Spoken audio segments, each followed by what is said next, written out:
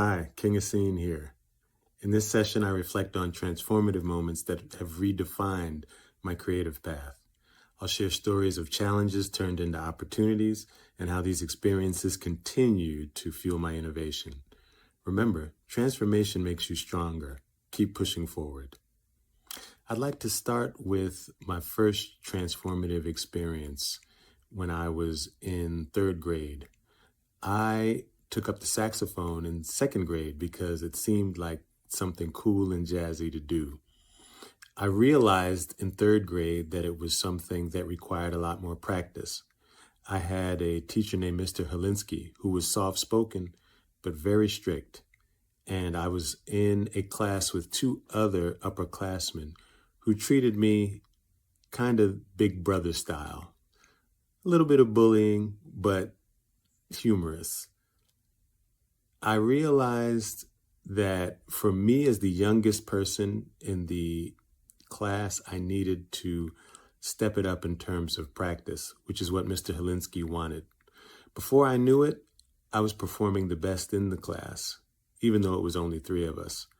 But what it made Mr. Helinsky do was pull me to the side and say, hey, my given name, which I won't say on here, you have really been practicing and showing your ability. Those other guys, they're older than you, but they're not showing the talent that you're showing. You have talent. You're different. That was really impactful to me because when you're a young child, apart from your parents who often praise you to encourage you, you don't get that sort of praise from strangers, especially the way that my teacher did it. And what it made me do is take the craft of playing saxophone and working towards becoming a better musician a lot more seriously. And as I was graduating from elementary school, the music teacher from the middle school, Miss Lee, came to speak to all the students and let them know what the music program was like. And she also pulled me to the side and said, I've heard about you, and there's a place for you in stage band if you're interested. And of course, I said, sure. And stage band was in fact jazz band, and it required us to come to school early. I was at the bus stop when it was still dark. We're talking about 6:30, 6:45. And of course, like in third grade, I was in a band full of older kids. But it was something that helped to refine and sharpen my skills. And it was actually very helpful to me to learn how to deal with the challenge of more difficult music pieces, more personalities, and responsibility.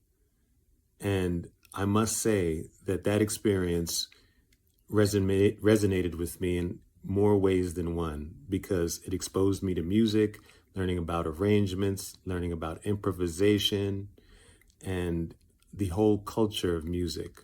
So it was very transformative, and I'm very grateful for it. My next transformative experience was when I was in college. My sophomore year, I lived on the floor above a good friend of mine named Chris X. He is now named CX Kidtronic, a very successful indie musician as well as popular producer. He had a band he'd inherited from another schoolmate of ours named Lamar. It was called Knowledge in the Name. Lamar moved on to create a group called Brother Nature, and that left the group Knowledge in the Name, or KIN, in Chris's possession. Chris took control and turned it into a progressive, indie, punk rock, hip hop, industrial band with trampolines on stage, dancers, and an MC and DJ. It was something new, something different. The first show I remember going to see was him opening for Tribe Called Quest at Club Excess here in Atlanta. And it was something. The show never happened, but K.I.N. performed. And Tribe Called Quest on their second album made a song about that experience called Rap Promoter. But that's another story. It just so happened one day at Emory that the members of the stage show who were playing the role of security/performers, like the S1Ws for Public Enemy, didn't show up. And they asked me, hey, you want to be a part of it? At that time, my best friend Soul Messiah and Saul Williams, who's another great friend of mine from the dorm, Jamie Wilson, who's an incredible dancer, and a guy named Dre had joined the group. So I went and I played the role of what they call the Axeman, which is the ominous security guy. The crowd seemed to enjoy the show and seemed to enjoy my presence. I brought a little new dimension to it. I was working out a little bit, so therefore, I played that role of ominous figure who didn't smile but kept an air of untouchable for the group, and it worked. So from that point on, I stayed in the group. We ended up opening for Tribe Called Quest, which was an unfulfilled desire from the group from the year prior, as well as Sir Mix-a-Lot, De La Soul, Cypress Hill, Ice-T. We opened for a bunch of shows, and some people even said that we were the best act on some of those openings. I would never compare us to them, but we were good, and we had a lot of fun. There's some footage out there from it. But being on that stage was quite an experience in terms of transforming me from having any sort of fear of being in front of crowds, because we were in front of some big ones. I had a significant transformative experience towards the middle of my high school years. I was a part of a group called the AASL, which was the African American Student League. It was an enjoyable group. We were in a school that was largely non-Black. So we as Black students really enjoyed being around each other and doing things that we like to do for activities, having discussions about the status quo, putting on events like fashion shows, as well as doing historical. No, you know what? Let's just be honest. We like to party, but it was something that was good for Black students to come together and feel the bond of being together as a Black community within a school community. But when I was starting school, it was mostly run by older young women, and the organization was largely women. And in Philadelphia, the young women were beautiful, smart, but very tough and sharp at the tongue. No one that you wanted to play around with. So one day at the end of my sophomore year, the beautiful advisor, Miss Petty, peace be upon her, pulled me to the side and said, "Mister, I need to talk to you about something." My first thought was, what did I do? When I finally did speak with her, she said, "I need you to run the organization next year, AASL." I said, "Miss Petty, I don't have any experience at that." She said, "I need you to do it." She basically put me in a corner and made me accept that position. But interestingly enough, though I didn't have experience as a leader of an organization, there was something that she knew within me that wanted the role and wanted the job, and also could handle it. And that sort of confidence did a lot for me. And though it was challenging, there were a lot of personalities in that organization, and the majority of them were older than me, and some of them younger. But I learned from that experience what it would take and how to earn respect. And it placed the seed in me to always want to lead if I felt like there was an opportunity and a necessity to lead people who could use leadership. And I've kept that in my life.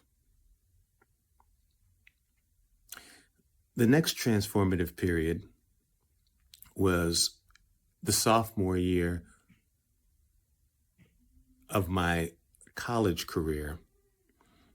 And my good friend, Soul Messiah's brother, Derek, had run into some members of the historic hip-hop crew, the Rocksteady crew, at the Georgia World Convention Center.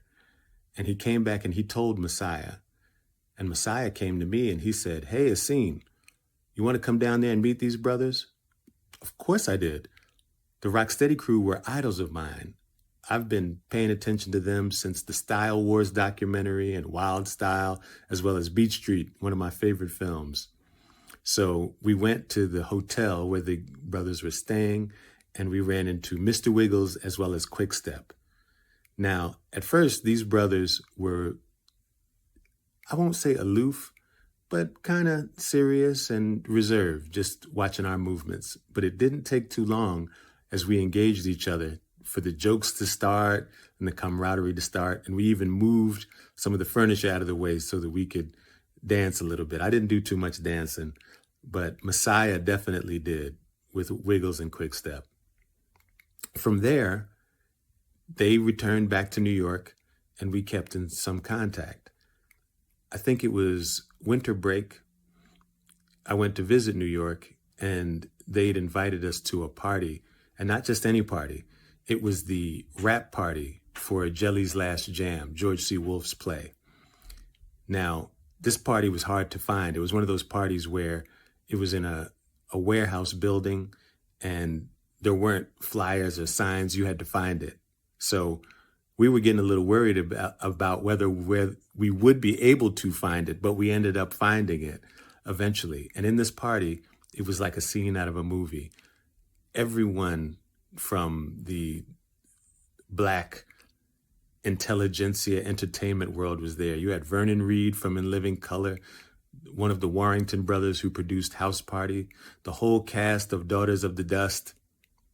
We met the director of Jelly's Last Jam, George C. Wolfe. And when we were introduced to him, they were saying, "Hey, this is Asim and Messiah, and this is George." George would say, "Hey, how you doing?" And then he would dance off to the side. It was really something else. But eventually the Rocksteady crew came in, and that was overwhelming because these are guys that we've only seen in the movies, that we grew up idolizing pretty much. And they were a little wary of us because at the time we had locks in our hair and we looked a little bit like a dance group called the Mop Tops, who they had a little static with, on some competitive street stuff. But eventually we went to the side, we went in the other room. And when we were having the conversation with Zulu Gremlin, who's a brother of mine to this day, Wiggles, Crazy Legs, Fable, and my good brother Rule, they started running it down to us about the organization and what's involved. And, I'm listening like, okay, wow, this is cool, man. Messiah, he's going to be in Rocksteady crew, Zulu Nation. How cool is that? But they allowed us to speak. And once we started speaking and engaging them, things sort of changed. We went almost from, I won't say student to teacher, but we became peers because they had a lot to offer us and they were teaching us, but we had a lot to offer them culturally. And it was just a meeting of the minds. So that felt good enough. So later on, we went back to the party, which was happening. Messiah came up to me later and he pulled me to the side and he said, "So that's it. We're in. Rock steady, crew." I said, "Oh man, congratulations." He said, "No, Essene, we are in. You and me are in Rock Steady Crew, Zulu Nation." I said, "Wait a minute. How can I be in Rock Steady Crew? I don't dance." He said, "It's an organization, brother. They feel your mind. They see what you're dealing with. They see what you're about. They want you down just like they want me down." I just looked out the window at the silvery moon and thought, this is the best night of my life.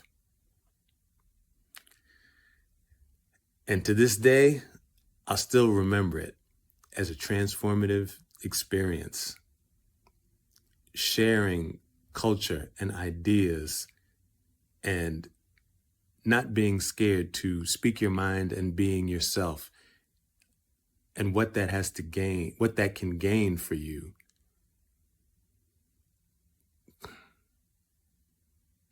All I can say is never be afraid to be you and to share your true self.